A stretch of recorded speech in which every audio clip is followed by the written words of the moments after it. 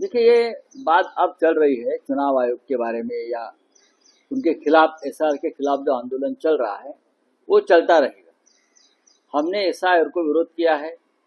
जिस तरह से बिहार जैसे राज्य में वोट चोरी हो रही है, हाँ, लाखों की नहीं करोड़ों की संख्या में मतदाताओं को वोटर लिस्ट से निकाला जा रहा है, ये गंभीर मुद्दा है।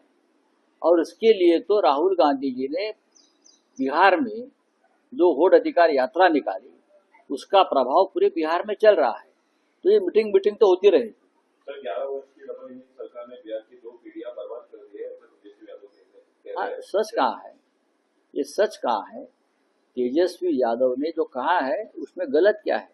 क्या मिला बिहार को 11 साल में? अब मुझे बताइए। आज भी बिहार के युवाओं का पलायन चल रहा है, हाँ, रोजगार के लिए। अगर 11 साल कुछ सरकार या मोदी जी कर सकते थे तो ये पलायन नहीं होता था लोगों का। अपने गांव में, अपने शहर में, अपने राज्य में रहकर उनको रोजगार मिलता। Thank you sir. लालबागच्या राजाच्या विसर्जनासाठी विलंबन होत आहे, आताची माहिती समोर आली आहे। जो तराफा आणलाय तो गुजरातून आणलेला आहे, त्यामुळे कुठेतरी अडचण निर्माण होते। मराठा आरक्षण घेऊन त्यांना काय व्यक्ती सुचवायचं की हात जोडून छत्रपती शिवाजी महाराजांना प्रणाम करतो? छत्रपती शिवाजी महाराजांना प्रणाम करणं हे प्रत्येक मराठी माणसाचं कर्तव्य आहे। पण अजूनही भारतीय जनता पक्षाचे लोक छत्रपती शिवाजी महाराजांसमोर त्यांना फुलं वाहतायत, त्यांना अभिवादन करतायत, अशी जाहिरातबाजी काल नक्कीच केली। परत जाहिरात कोणी दिली? त्या संस्थेचं, त्या व्यक्तीचं नाव नाही। पण साधारण आम्ही काल महाराष्ट्र आणि देशभरातला अंदाज घेतला या जाहिरातींचा। म्हणजे वृत्तपत्रात पहिल्या पानावर जाहिरात, टीव्ही वाहिन्यांवर जाहिरात, राज्यभरामध्ये होर्डिंगच्या माध्यमातून जाहिरात, डिजिटल, हा सगळा खर्च साधारण 40 ते 50 कोटी रुपये आहे। आम्ही काल साधारण अंदाज काढला त्याचा। 40 ते 50 कोटी रुपये एका दिवसात जाहिरातीसाठी खर्च झाले। देवाभाऊ म्हणजे राज्याचे मुख्यमंत्र्यांच्या प्रतिमेवर फुलं उधळण्यासाठी, प्रतिमा सुधारण्यासाठी। छत्रपती शिवाजी महाराज हे महाराष्ट्राचं, देशाचं, विश्वाचं दैवतच आहे। पण मी भारतीय जनता पक्षाच्या ओरिजिनल, डुप्लिकेट नाही, जे बाडगे नाही, त्यांना एकच सांगेन, मुळात ही कालची जी जाहिरात दिलेली आहे ती बाडग्याने दिलेली आहे का? तो मूळचा भाजपचा माणूस आहे, माझ्याकडे सगळी माहिती आहे। त्याने राष्ट्रीय स्वयंसेवक संघाच्या कार्यालयात सुद्धा छत्रपती शिवाजी महाराजांचा फोटो लावावा, मुख्यालयात। नागपूरच्या संघ मुख्यालयामध्ये सुद्धा छत्रपती शिवाजी महाराजांचा फोटो आणि त्या परिसरामध्ये शिवाजी महाराजांचा पुतळा लावणं गरजेचं आहे। तरच भारतीय जनता पक्ष किंवा संघ स्वयंसेवकांचं छत्रपती शिवाजी महाराजांवरचं जे प्रेम आहे, जी आस्था आहे, ती खरी आहे, हे महाराष्ट्राला, देशाला कळेल। काल कोट्यवधींचा खर्च केला फक्त जाहिरातीसाठी। त्या जाहिरातीतून काय सूचित करायचं आहे याचे वेगळे अर्थ काढले जात आहेत। हा अदृश्य दाता कोण आहे? भारतीय जनता पक्षाचा दानशूर हा कार्यकर्ता कोण आहे? अदृश्य, अज्ञात, ज्याने 40 ते 50 कोटीच्या दरम्यान खर्च करून राज्याच्या मुख्यमंत्र्यांची जाहिरात केली। हे महाराष्ट्राला कळायला हवं। हे 50 कोटी रुपयाचा जो खर्च झाला काल एका दिवसाच्या जाहिरातीवर, जाहिरात करण्याविषयी काही कोणाचा आक्षेप असण्याचं कारण नाही, पण वेळ, खर्च, उद्देश आणि हेतू हा स्पष्ट नाही। बरं, ही जाहिरात सरकारच्या माहिती जनसंपर्क कार्यालयाची नाही, ती कोणीतरी एक अज्ञात शक्ती आहे। या अज्ञात शक्तीने आपलं नाव का दिलं नाही? नाव दिलं नाही याचा अर्थ हा खर्च काळ्या पैशातून झालेला आहे. जसं मी काल म्हणालो, हा ब्लॅक मनी आहे. मग हा मुख्यमंत्री कार्यालयातून कोणाला सूचना दिल्या, भाजपा मुख्यालयातून कोणाला सूचना दिल्या, आणि त्यानुसार या 50-60 कोटीचा खर्च जाहिरातीवरती झाला. आता देवाभाऊनी जाहिराती दिल्या म्हणून त्यांचे जे मंत्रिमंडळातले काही प्रतिस्पर्धी आहेत ते जाहिराती देतील. असं एक जाहिरातीची स्पर्धा या राज्यात तुम्हाला भविष्यात पाहायला मिळेल. छत्रपती शिवाजी महाराजांचा अशा प्रकारे राजकीय वापर करणं हे काय आम्हाला मान्य नाही. मराठा आरक्षणाशी छत्रपती शिवाजी महाराजांचा काही संबंध नाही, एक लक्षात घ्या.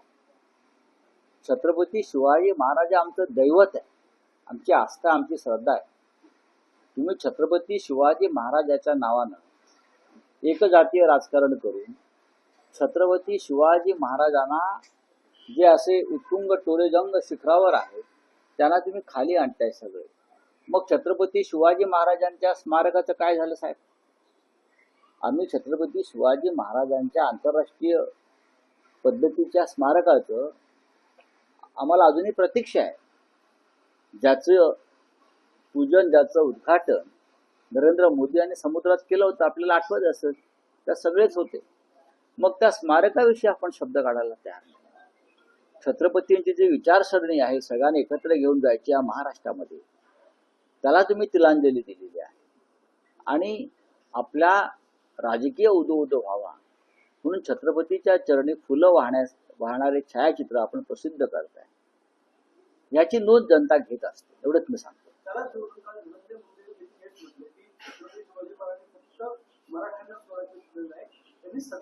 नक्कीच नक्की हे राज्य मराठी राज्य, हे राज्य मराठी माणसाचं राज्य. छत्रपती शिवाजी महाराजांनी 18 पगड जाती जमाती धर्म सुद्धा यांना हे स्वराज्य मिळवून दिलं, आणि त्या स्वराज्यासाठी सगळ्या जाती धर्म पंथातले लोक महाराजांबरोबर जे मावळे होते ते लढत होते. छत्रपती शिवाजी महाराज हे सगळ्यांचे आहेत. त्या दृष्टीने जगातल्या अनेक महत्वाच्या युद्धांमध्ये छत्रपती शिवाजी महाराजांच्या युद्ध कौशल्याविषयी अभ्यास झालेला आहे. मग व्हिएतनाम असेल किंवा अन्य काही राष्ट्र असतील. त्याच्यामुळे जर कोणी छत्रपती शिवाजी महाराजांचा अवमान अशा प्रकारे करून राजकारण करत असतील तर त्याचा निषेध व्हायला पाहिजे. छत्रपती शिवाजी महाराजांना फुलं वाहताना राज्याचे मुख्यमंत्री दिसतात हा आनंद आहे, त्याच्याविषयी आक्षेप घ्यायचं कारण नाही. पण तो अज्ञात जाहिरातदार कोण हा प्रश्न महाराष्ट्राला पडला. मी तुम्हाला त्याचं एका दिवसाचं मूल्य सांगितलं. 40 ते 50 कोटी रुपये त्याची किंमत. 40 ते 50 कोटी रुपये काल एका दिवसात खर्च झाले या महाराष्ट्रामध्ये जाहिरातबाजीवर, मुख्यमंत्र्यांच्या प्रतिमा सुधारण्यासाठी किंवा प्रतिमा उंचावण्यासाठी. कुठून आले पैसे? कोणाचे पैसे? एकतर हा पैसा ठेकेदारांचा आहे, एकतर हा पैसा आपण उपकृत केलेल्या लाभार्थी बिल्डरांचा आहे, किंवा हा पैसा अंडरवर्ल्ड डॉन मंडळींचा आहे, ज्यांना तुम्ही काहीतरी मदत केली, ज्यांना तुम्ही PMLA कायद्यातून सोडवलेला आहे, अमुक केलाय, तमुक केलाय, ईडीतून बाहेर काढलाय. अशा लोकांचा हा पैसा आहे. त्याशिवाय कशा करता एवढी दानशूरता कोण दाखवते?